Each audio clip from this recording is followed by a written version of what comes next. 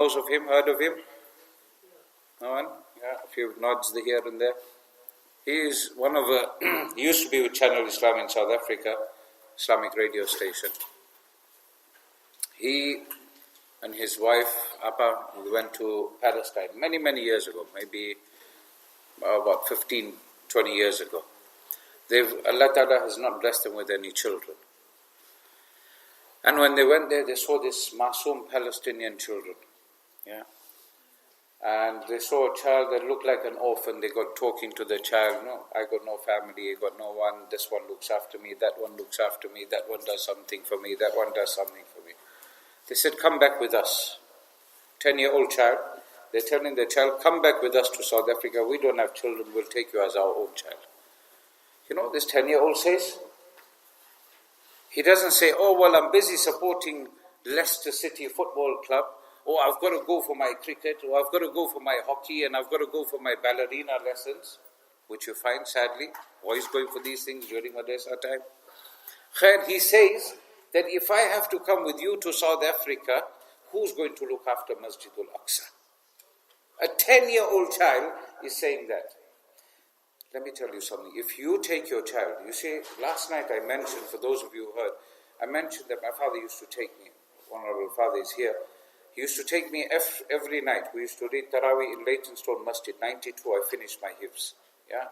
Before some of you guys were even born. Yeah? Then, after we'd finished Taraweeh, we'd come back, and a few of us would go together to Regent's Park Masjid. And we'd hear various Qur'an. We didn't know who we were going to listen to. Marhum Suleiman Bai used to come, he used to have one of those massive hi-fi things, and he used to record because he had a passion for Qur'an. My father used to take me there. Today I love Qur'an. You will take your child out of madrasa, or you take your child and make a big thing out of it to go and watch a football match, to go watch a cricket match. Tomorrow when the child does not want to practice upon deen, when the child doesn't know how to read for you when you die, when the child doesn't know what good to do or how to lead a salah or how to give the adhan and iqamah, then you can't say these Mauli Sahibs are useless, they're doing nothing for the community, they're only doing for this one and that one. Who do you blame? Yourself. Blame yourself. Where you will take your children, that's where they're going to follow. If we teach in the madrasa that music is haram, and after madrasa is finished, the child jumps in your car and you playing some tunes there, who do you think the child believes? Us, or you giving them a silent lesson? They believe the parent. Say, Maulisa, what do they know? My parents are right, my mother, my father. Till they get to 15, 16, then they tell you, you also wrong. Don't let them sit on your head.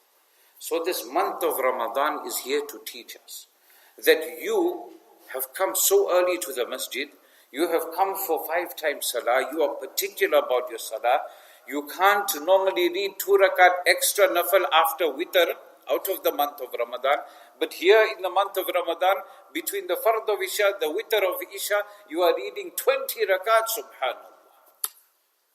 That's a great achievement. Allah is showing you and me. I'm not pointing fingers at anyone, because all my fingers are pointing out, you see. See, I'm not doing that, because then 3 back at me. What I'm saying is, we have a lot of potential. We just got to realize it and build on it. Wallahi al-Azim, if we can make a difference this Ramadan, with our level of interaction with Allah, with our connection with Allah, with our relationship with Allah Ta'ala, with the Quran, with the hadith.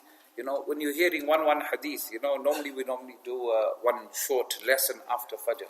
1 minute madrasa, and literally takes a minute. But you find people will run away. Why we got to get up? If you turn that, no one is saying you have to sit, and say, look, I'm going to sit because this is going to benefit me, then I'll go home and sleep. Allah Ta'ala will give you barakah in your sleep. That 1 minute you may have lost out, Allah will replace that with some other blessing. Why? Because when you go out, so for example, you come for Jummah Salah, or you come for any Salah where for example, on Sunday, after Dhuhr Salah, we have a program for brothers and for sisters, after Dhuhr Salah. Now you come for dhuhr. من سلك طريقا يلتمس فيه علما سهل الله له به طريقا إلى الجنة أو كما قال عليه الصلاة والسلام. Our dear respected Master Muhammad sallallahu ta'ala alayhi wasallam says that that person who goes out in pursuit of knowledge, يلتمس فيه علما, Allah Ta'ala will make that knowledge easy for him, سهل الله, by him wanting to attain this knowledge and understand more about Allah and His Rasul sallallahu ta'ala alayhi wasallam. Allah Ta'ala, Nabi sallallahu alayhi wasallam says, Sahhalallah, Allah will make it easy for you, for that person, tariqan ila al-jannah, for you to go to Jannah. And you can change the words a bit. The person who goes out to do wrong. The person who goes out to do wrong, but it's not there, alhamdulillah. That the person who goes out to do wrong, Allah makes a path easy for you for Jahannam. No. Because Allah wants you to come back. Allah wants you to go to Jannah. Allah doesn't want you to go to Jannah via Jahannam. He wants to give you a one-way ticket. And this is our opportunity to build on that one-way ticket, to remove ourselves. So this month of Ramadan, you have given up something. Let's go really harsh. Let's say you play the lottery every week. Let's say you have a bit of a tot every week. You have some weed every week. And now it's a month of Ramadan, and your mates all know, you know what, don't ask him. He is the supplier, but this week we're not asking him. This month we're not asking him. And you give it up. Think about it. You can give it up for the rest of your life. You can do it. You have the potential. How you've done it in the month of Ramadan, it's you that's done it. Allah give you the tawfiq. How do you think we are in the house of Allah? Magic? Allah Ta'ala chose you to come to the masjid because you wanted to come to the masjid. There are people out there who say, hey man, you're missing Jummah Salah. Yeah, I'll go just now, innit? I'll go just now. Oh no, we missed this one. Let's go that masjid. Oh, they also we missed. We'll go for the late one and then never end up going. Because that sincere desire isn't there. When you have that desire, Allah will make it happen for you. When you have that desire, Ya Allah, every day I want to read one page of the Quran without fail. Whether I'm on holiday, whether I'm not on holiday, I want to read, Allah will make it happen for you. Why? Because you have got that sincere desire within your heart, within your mind and body and soul that you want to please Allah. Do you understand? So we've got a good month of Ramadan. Let's build on the good that we've already started. Let's not become a masjid of statistics. What's a masjid of statistics in Ramadan? What happens at Taraweeh time? The attendance, if you had a bar chart, it starts off there. No space in the masjid. It's out of the bar chart. And then by the time the 15th comes, the Mauli Sahib, the Hufaz, and maybe another 30, 40 regulars. And then as the last 10 days come, it starts going up. And then 27th night comes, everyone says, hey, it's Laylatul Qadr, let's flood everyone with WhatsApp messages, because tonight is the night of power. And yet Nabi sallallahu alayhi wa sallam, he said himself, I don't even know when night of power is. But we all saying, oh, Laylatul Qadr tonight, and then the masjid gets more full, and then by the 29th night, again you're out of the bar chart again. And then Eid Namaz comes, we pack out the masjid, and then we disappear. How about we be a community that can dare to be different? Yeah, I like that saying, dare to be different. Why you have to be like sheep and follow everyone? Let's try and be different. Let's try and fill our masjid. As a matter of fact, not this weekend, next weekend, inshallah, we want to do the hamper distribution. The Ramadan hamper distribution, we normally give out, we ask the brothers to bring in a certain amount of items of different things, and then we just go randomly knock on doors, mainly on the bungalows where we know elderly people live. We go and speak to them, tell them that, look, we've brought a little gift from the Muslim community here who will be celebrating Eid very soon. It's Ramadan at the moment. It's a time of sharing and caring. Yeah. And then we invite them to an open iftar. And we hope, inshallah, to have that open iftar on the last Saturday of this month of Ramadan. It's an opportunity where we have, alhamdulillah, and through the barakah of that, we have seen a lot of difference with the understanding of the people of what Islam is, who we are as Muslims, what we get up to here. So if you haven't been a part of this, I think it would be fantastic if all of us could get involved, inshallah. Yeah? So we, inshallah, within the next day or two, we'll put out a list of what sort of items we want, and I want everyone to chip in a little bit. It's not because we don't have food or they don't have food, it's just a little hadiyah. You know, Christmas time, how many of your non-Muslim neighbors give you gifts? My neighbors, they've understood now we don't celebrate Christmas. Eid will come, he will make sure, or his wife will make sure they go out and they will make sure they buy something that is halal for us to eat. They are that particular. Yet we as Muslims, sometimes we don't even check, but it tastes nice, yeah, have it. No? Nothing, everything tastes nice now. If you offer dry toast also, it will be tasting nice now. Subhanallah. So inshallah, next week, Saturday, after Dhuhr, we'll do the packing up of the parcels. If we have as many people as we have here, it'll be done fatafat, as they say, very quickly. And Sunday, inshallah, after Dhuhr, we normally have the bayan for families, and then after that we just take a walk out into the community, give out these parcels, give out these invites, and inshallah, hopefully we have a good response from the community, inshallah.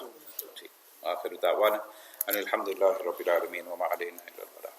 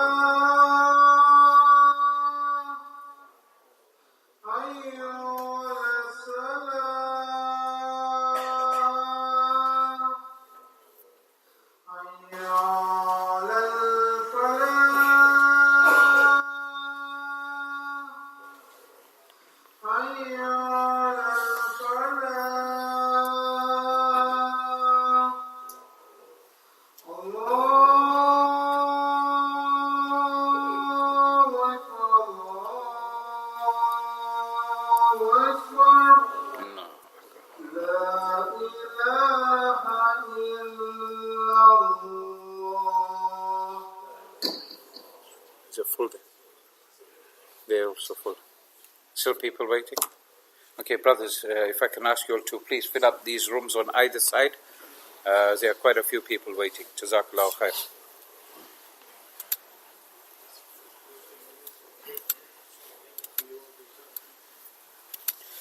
Brothers, if you can all move forward, please fill up all the gaps to make it easier for the brothers that are still coming in after us.